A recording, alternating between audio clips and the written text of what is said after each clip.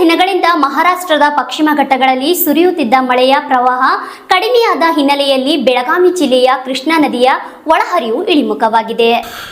ನದಿ ತೀರದ ಜನರಿಗೆ ಪ್ರವಾಹ ಪರಿಸ್ಥಿತಿ ಎದುರಾಗಿದ್ದರಿಂದ 41,700 ಹೆಕ್ಟೇರ್ ಜಮೀನಿನಲ್ಲಿ ಬೆಳೆದ ಬೆಳೆಗಳು ನೀರಿನಿಂದ ಜಲಾವೃತಗೊಂಡಿದೆ ಎಂದು ಕೃಷಿ ಇಲಾಖೆಯಿಂದ ಅಂದಾಜು ಮಾಡಲಾಗಿದೆ. ಬೆಳಗಾವಿ ಜಿಲ್ಲೆಯಾದ್ಯಂತ 36,479 ಹೆಕ್ಟೇರ್ ಕಬ್ಬು, 1,256 ಹೆಕ್ಟೇರ್ ಸೋಯಾಬೀನ್, 574 ಹೆಕ್ಟೇರ್ ಭತ್ತ ಮತ್ತು 253 ಹೆಕ್ಟೇರ್ ಹತ್ತಿ ಸೇರಿದಂತೆ ಉದ್ದು, ನವಣೆ, ಹೆಸರು, ನೆಲಗಡಲೆ ಅಂತಹ ಪ್ರಮುಖ ಇನ್ನಿತರ ಬೆಳೆಗಳನ್ನು ಪ್ರವಾಹ ನೀರಿನಿಂದ ಜಲಾವೃತಗೊಂಡಿದೆ. ಕೆಲವು ಕಡೆ ಹಾನಿ ಮಾಡಿದೆ.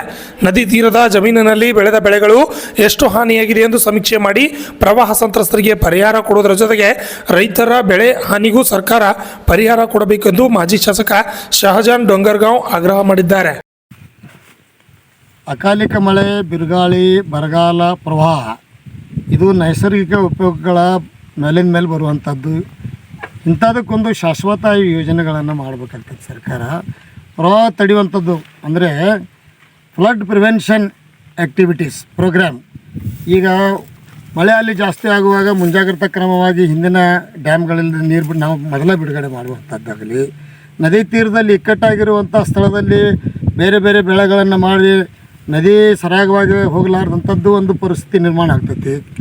ಹಳೆಯ ಏನು ಒಂದು ಸೇತುವೆಗಳದಾವ, ಅದರಲ್ಲಿ ನೀರೆಲ್ಲ ಪ್ರವಾಹ ಬಂದಾಗ ಪಾಸಾಗಿ ಹೋಗಲಾರ್ದ ಅಲ್ಲಿ ನೀರು ತಟ್ಟಿ ಗ್ರಾಮಗಳಲ್ಲಿ ಒಳಗೆ ಸೇರಿ ಗ್ರಾಮಗಳಲ್ಲಿ ಮನೆಗಳಾಗಲಿ ಅಥವಾ ಜನರಾಗಲಿ ದನಗಳಾಗಲಿ ಹಾನಿಯಾಗುವಂಥ ಪ್ರಸಂಗ ಬರ್ತೈತಿ. ಅದಕ್ಕಾಗಿ ನಾವು ಮೊದಲು ಸಹಿತ ಇದಕ್ಕಾಗಿ ಒಂದು ಯೋಜನೆ ರೂಪಿಸಬೇಕು. ಯೋಜನೆ ರೂಪಿಸಿ ಇದು ಹಿಪ್ಪರಗಿ ಯೋಜನೆ, it is under upper Krishna project. ಇದು ಕೃಷ್ಣಾ ಪ್ರಾಜೆಕ್ಟ್ದಲ್ಲಿ ಇದ್ದರೂ ಸಹಿತ ಆಲ್ಮಟ್ಟಿ ನ್ಯಾಷನಲ್ ಪ್ರಾಜೆಕ್ಟ್ದಲ್ಲಿದೆ, ಆದರೆ ಹಿಪ್ಪರಿಗೆ ಮಾತ್ರ ಇಲ್ಲ. ಅಂದರೆ ಹಿಪ್ಪರಿಗೂ ಸಹಿತ ನ್ಯಾಷನಲ್ ಪ್ರಾಜೆಕ್ಟ್ದಲ್ಲಿ ಆಲ್ಮಟ್ಟಿ ಯೋಜನೆ ಜೊತೆಗೇ ತೊಗೊಂಡಿದ್ದರೆ ಕೇಂದ್ರದಿಂದ ಹೆಚ್ಚಿನ ಒಂದು ಅನುದಾನ ಪಡೀಲಿಕ್ಕೆ ಪರಿಹಾರಕ್ಕಾಗಲಿ ಅಥವಾ ಇಂಥ ಒಂದು ಯೋಜನೆ ರೂಪಿಸಿ ಪ್ರವಾಹ ತಡಿಲಿಕ್ಕೆ ಅಥವಾ ಪ್ರವಾಹ ಸರಾಗವಾಗಿ ನೀರು ಸಾಗಲಿಕ್ಕೆ ದೊಡ್ಡ ಪ್ರಾಜೆಕ್ಟ್ ಮಾಡಬೇಕಾಗ್ತದೆ. ಇದಕ್ಕೆ ಸಾವಿರಾರು ಕೋಟಿ ದುಡ್ಡಿನ ಅವಶ್ಯಕತೆ ಬೀಳ್ತದೆ.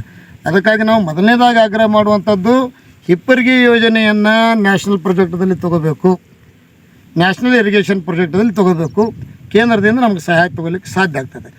ಎರಡನೇದ್ದು, ಬರೀ ಪ್ರತಿ ವರ್ಷ ಪ್ರವಾಹ ಬರ್ತದೆ ಇದ್ದ ಜನರಿಗೆ ನಮ್ಮ ರೈತ ಸಂಘದ ಅಧ್ಯಕ್ಷರು ಹೇಳಿದ್ರು, ನೀವು ಅಲ್ಲಿ ಹೋಗಿ ನಿಲ್ರಿ, ಅಲ್ಲಿ ಹೋಗಿ ನಿಲ್ಲಿ, ಪ್ರತಿ ಸಲ ಎಬ್ಬಿಸುವಂಥದ್ದು ಶಾಶ್ವತವಾಗಿ ಪುನರ್ವಸತಿ ಮಾಡುವಂಥದ್ದು ಶಾಶ್ವತ ಪರಿಹಾರದ ಬಗ್ಗೆ. ಈಗ ಈ ಭಾಗದಲ್ಲಿ ನಾನು 20 ವರ್ಷದ ಹಿಂದೆ ಶಾಸಕನಾಗಿದ್ದೆ, ಅಲ್ಲಿಂದ ಇಲ್ಲಿ ತನಕ ಕೇಳ್ತಾ ಇದ್ದೀನಿ.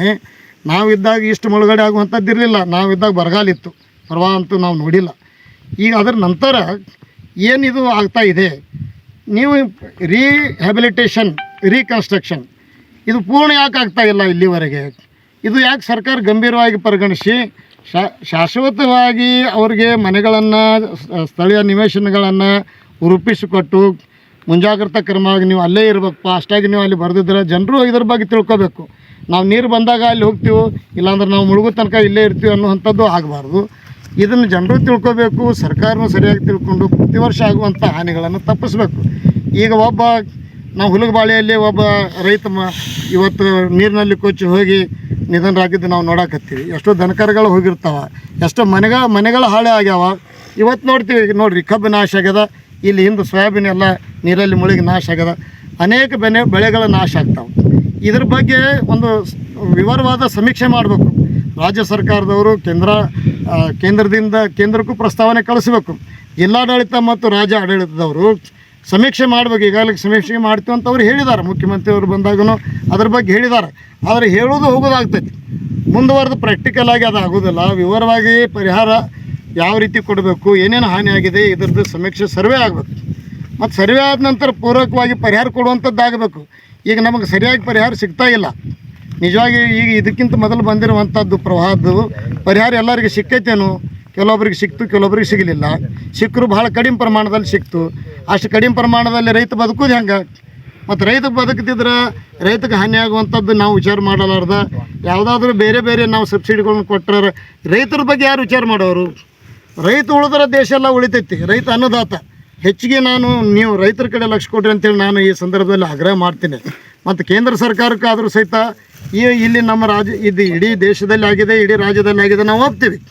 ಆದರೆ ಇದು ನಮ್ಮ ತಾಲೂಕಿನಲ್ಲಿ ಆಗಿರುವಂಥ ಹಾನಿಯ ಬಗ್ಗೆ ಇಲ್ಲಿ ನಮಗೊಂದು ಪ್ರಸ್ತಾವನೆದ ಒಂದು ಪ್ರತಿಯನ್ನು ಕೊಟ್ಟರೆ ನಾವು ಕೇಂದ್ರದ ಎಲ್ಲ ಸಚಿವರಿಗೆ ಸಂಪರ್ಕ ಮಾಡಿ ಕೇಂದ್ರ ಸರ್ಕಾರದಿಂದ ಹೆಚ್ಚಿನ ಏನು ಒಂದು ನಮ್ಮ ತಾಲೂಕಿಗೆ ಪರಿಹಾರ ಕೊಡಲಿಕ್ಕೆ ಸಾಧ್ಯದ ಅದನ್ನು ನಾವು ಕುಮಾರಸ್ವಾಮಿ ಅವ್ರನ್ನ ಹಿಡ್ಕೊಂಡಾಗಲಿ ಅಥವಾ ನಮ್ಮ ಸ್ಥಳೀಯ ಸಂಸದರನ್ನಾಗಲಿ ರಾಜ್ಯಸಭಾ ಸದಸ್ಯರನ್ನಾಗಲಿ ಪ್ರಹ್ಲಾದ್ ಜೋಶಿ ಅಂತ ನಮ್ಮ ಮಂತ್ರಿಗಳನ್ನಾಗಲಿ ನಾವು ಹಿಡ್ಕೊಂಡು ಕೇಂದ್ರದಿಂದಲೂ ಹೆಚ್ಚಿನ ಅನುದಾನ ಕೊಡಿಸಲಿಕ್ಕೆ ಪ್ರಾಮಾಣಿಕವಾಗಿ ನಾವು ಒಬ್ಬ ಮಾಜಿ ಶಾಸಕನಾಗಿ ನಾನು ಪ್ರಯತ್ನ ಮಾಡ್ತೀನಿ.